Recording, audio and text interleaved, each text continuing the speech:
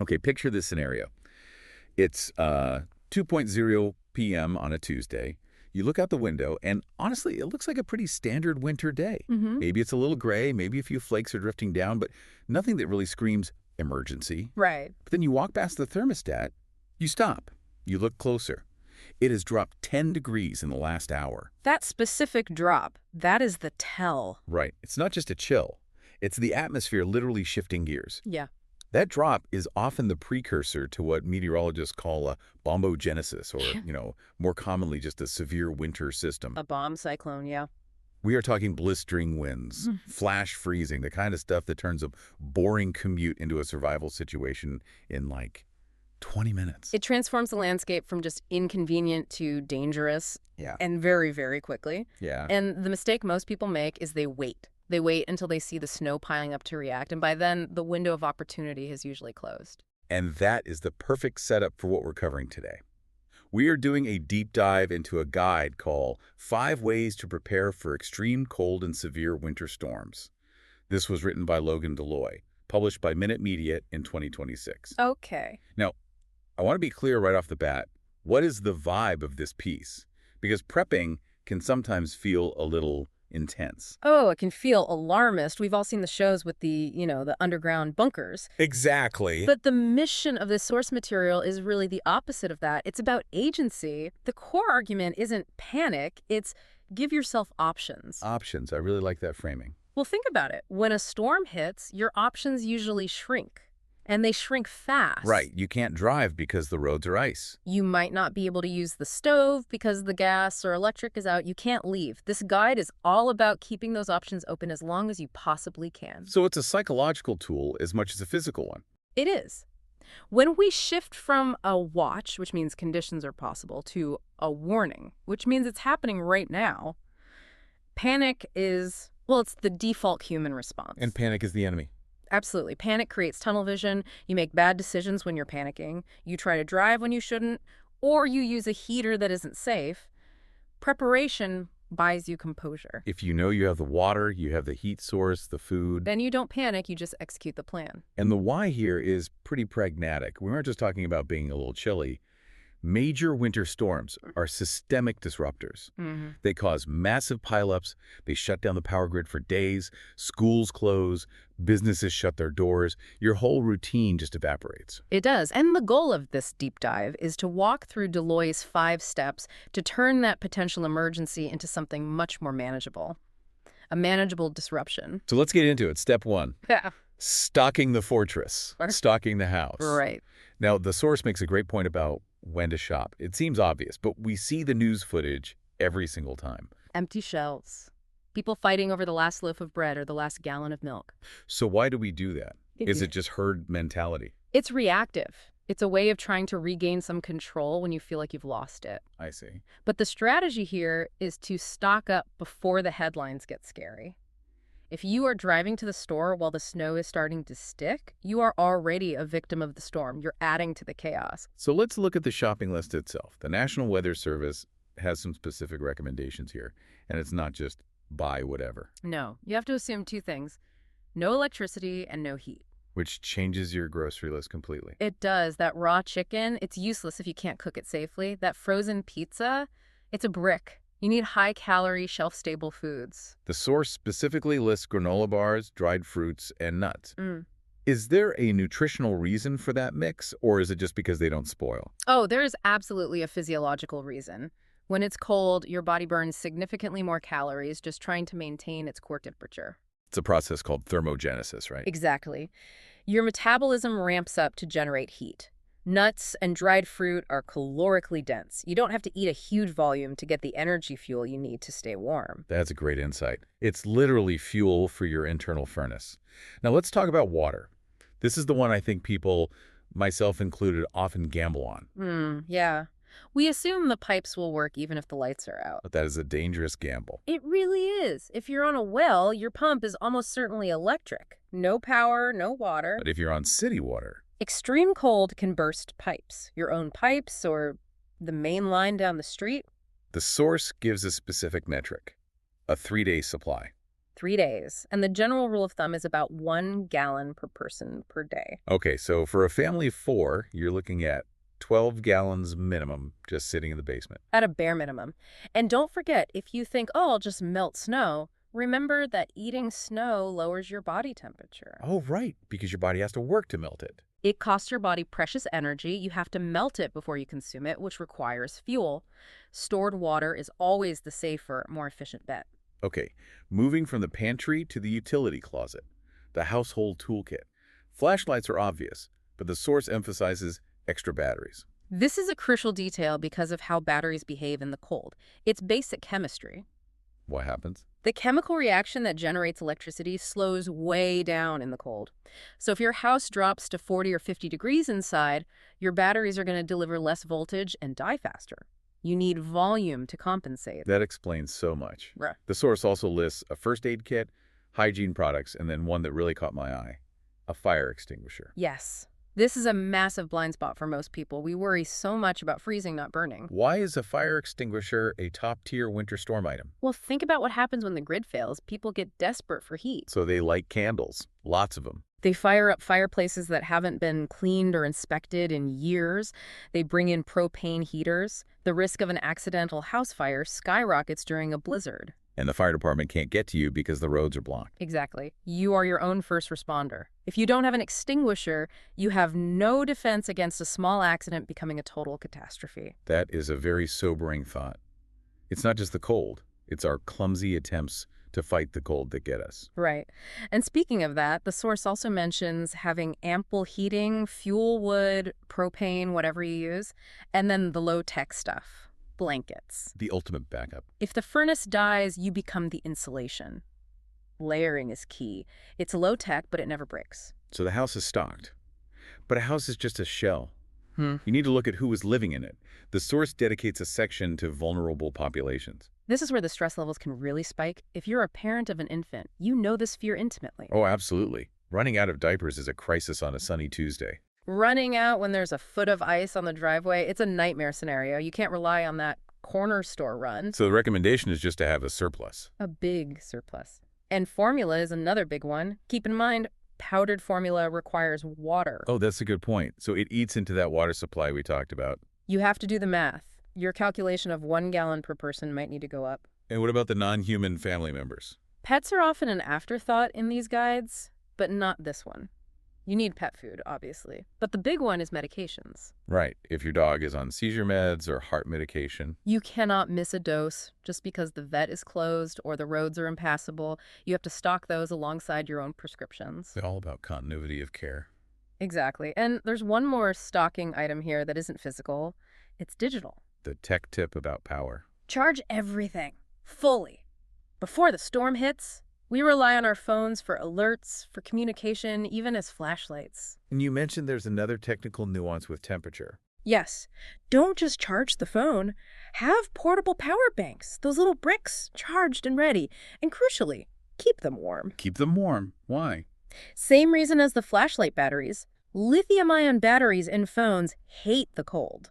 If your house gets freezing and you leave your phone on the kitchen counter, the battery percentage will just tank. Keep it in an inner pocket, close to your body heat.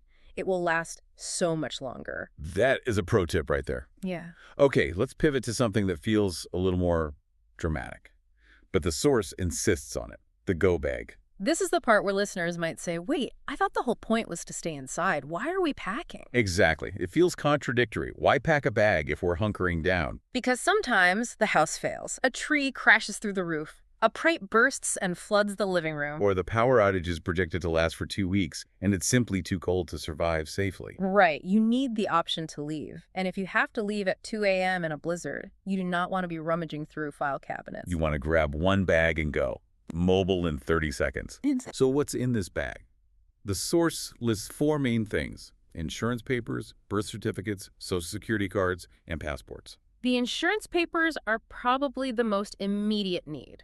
If your home is damaged, having your policy number and the claims hotline ready puts you at the front of the line. It speeds up your recovery by days. And the identification stuff, that's about proving who you are if you end up in a shelter, a hotel, or if you need to access bank accounts when local branches are closed. This goes back to that word again. options. Precisely. If you have the documents, you are mobile. You aren't tethered to the disaster. It turns a chaotic evacuation into a strategic retreat. Okay, let's talk about the silent killer. We touched on the fire extinguisher, but the source goes deep on carbon monoxide, CO. This is probably the most critical safety information in the entire deep dive. Every single winter storm, without fail, we see headlines about families not waking up because of CO poisoning. It's so dangerous because you can't see it or smell it. And chemically, what's happening is that carbon monoxide binds to the hemoglobin in your blood, the stuff that carries oxygen, about 200 times more strongly than oxygen does. Wow, so it basically just bullies the oxygen right out of the way. It does. Even a small amount in the air basically suffocates your cells from the inside out. And the symptoms just feel like the flu or tiredness. You just go to sleep. And the source points to generators as the main culprit here. Generators are lifesavers, but they are also exhaust machines. The rule in the source, and this is a hard, non-negotiable rule, is the 20-foot rule. Okay, let's unpack that. Generators must be used outdoors, period. And not just outdoors, but at least 20 feet away from the house. So not in the garage with the door cracked open. Never. Not in the garage, not on the porch, not under an overhang. The wind can blow that exhaust right into a soffit vent, a dryer vent, or even a window. 20 feet away ensures it dilutes properly. And before you even fire it up, there's a step you need to take inside the house. The detector check. You need working CO detectors on every level of your home, especially in your sleeping areas. If you don't check the batteries on those before the storm, you are flying blind. There's another ventilation tip here that I hadn't thought about.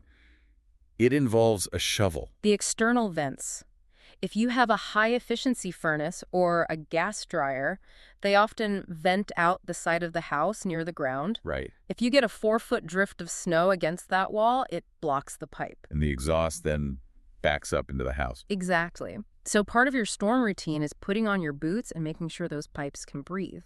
It takes 5 minutes, and it keeps your indoor air safe. We secure the house, the documents, the air quality. Now let's talk about the social aspect. The source emphasizes communication. It does, and this is where we have to overcome our modern habits. We just assume everyone is a text away. But cell towers can fail. Right. Or just get totally overloaded. Right. So the family plan needs to be established before the chaos hits. Decision trees, basically. Yes.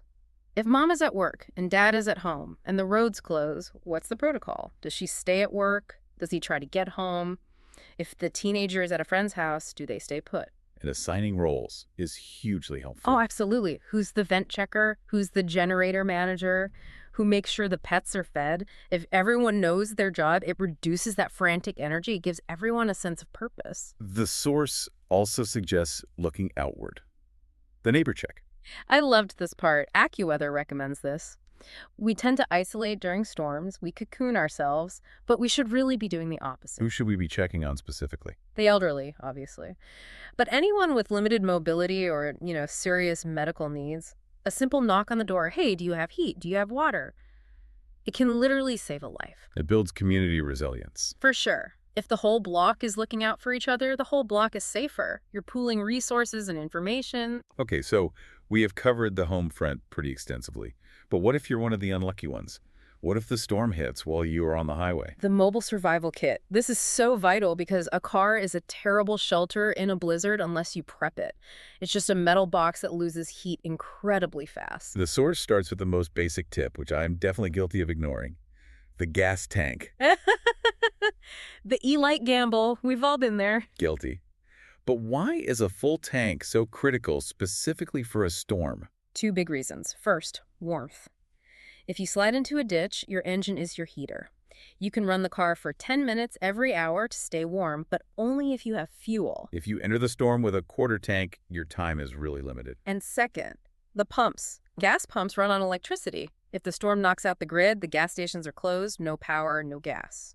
So half a tank should be your new empty in the winter. That's the rule. Never let it drop below half. Now, looking at the trunk inventory, the source lists mechanical stuff.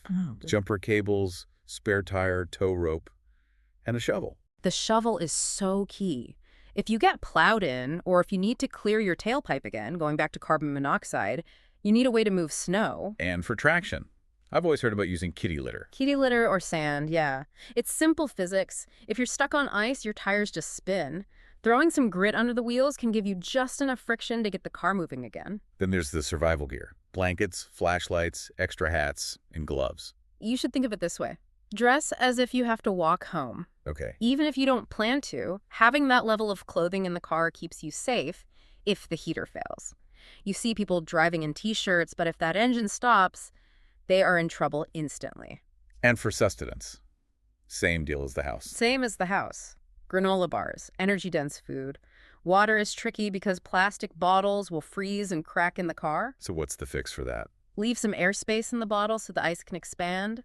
Or just keep a metal cup and know you might have to melt snow, though again, that's a last resort.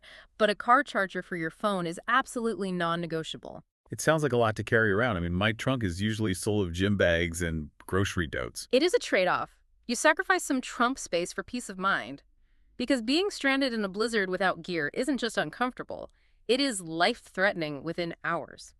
Hypothermia sets in much faster than people realize. So we've covered a massive amount of ground here, from the chemistry of batteries to the 20-foot generator rule to the sociology of checking on neighbors. We have. It's a really comprehensive approach. And if you look back at Deloy's guide, the overarching theme really is just about shifting your mindset. That's the takeaway for me. It's about moving from being a passive victim of the weather to an active participant in your own safety. It changes the narrative from, I hope we survive this, to, we are ready for this. Exactly.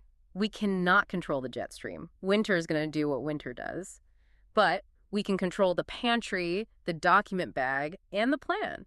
We can standardize our safety, regardless of what falls from the sky. Standardizing safety, I think that's a concept that applies way beyond just snowstorms. It really does. It applies to almost any disruption in life. I want to leave our listeners with a final thought to mull over. We've spent this time talking about preparing our physical spaces, our cars, our basements, but the source touched on planning routines. It did. And it makes me wonder, we prep our stuff, but do we prep our habits? How does your daily rhythm need to change the moment a watch turns into a warning?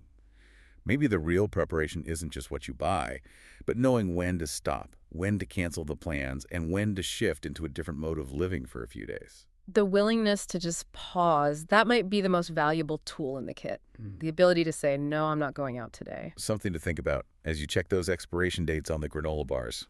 Thanks for diving in with us today. Stay warm and stay safe. Stay safe, everyone.